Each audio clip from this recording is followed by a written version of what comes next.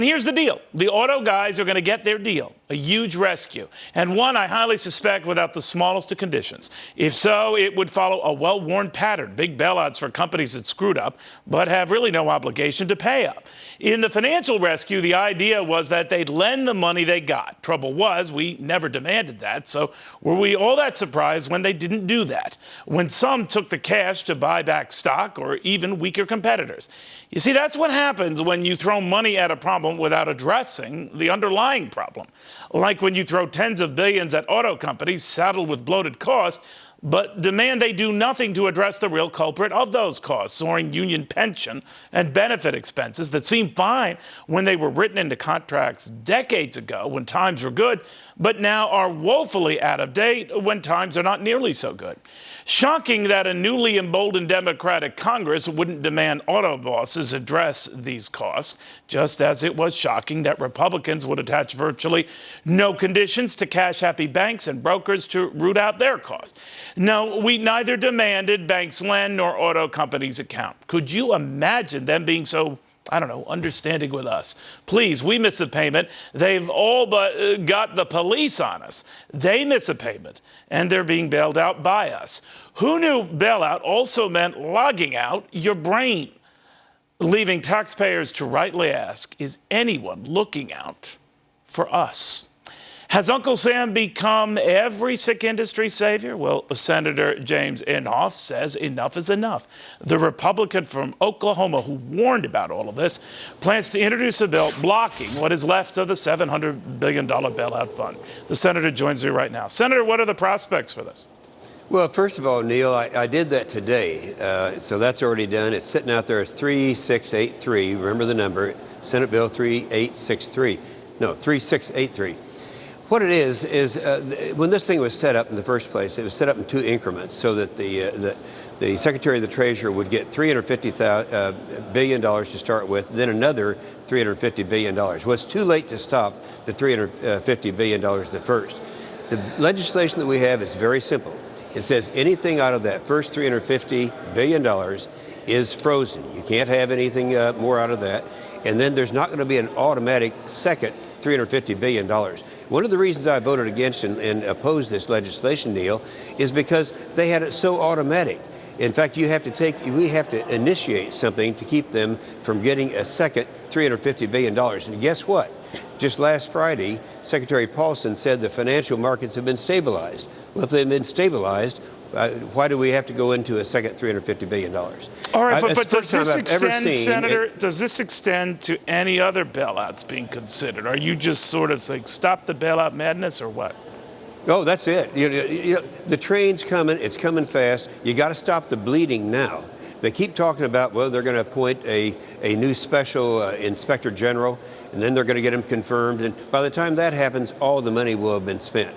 We're in a short session. I don't know how long this lame duck session is going to last. That's up to Harry Reid.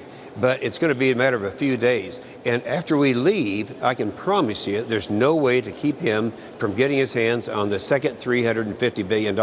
This is the last shot that we've got. All right, but it might be the last shot that you got, but despite your Herculean efforts, Senator, they give you no shot at this. So what is this? Well, I'm not sure that's right. We're going to try to do it. I think let's look at it through Harry Reid's eyes. Maybe he would like to have a conservative Republican take this initiative and have it successful. Kind of gets them off the hook. But clearly, and you were talking about the bailout on the auto industry, let's keep that separate from this. They were trying to confuse it and say, well, there's already $700 billion, give them 25 of that. Well, there isn't. That's not the way it should work. It should stand on its own. Well, no, you're right, Senator. But what I've heard from a lot of your Democratic counterparts is they would like to use what's left of that, the very one part that you're trying to scrub, for a myriad of causes, including auto relief. Oh, have you seen what Bernie Sanders came out with? It's every kind of a giveaway program in the world to use the second $350 billion. That's a huge amount. You know, people don't realize what we're talking about here. There are 139 million taxpaying families. You do your math, this would be $5,000 per taxpaying family. Now, that's a big amount. People don't think about it like that. When this thing first started, The Secretary of the Treasury said that it was going to be done on buying out damaged assets. I didn't think it was a good idea at that. And then he turned right around and didn't do that. That's how loose this law is written. It's saying, all right, here's $700 billion.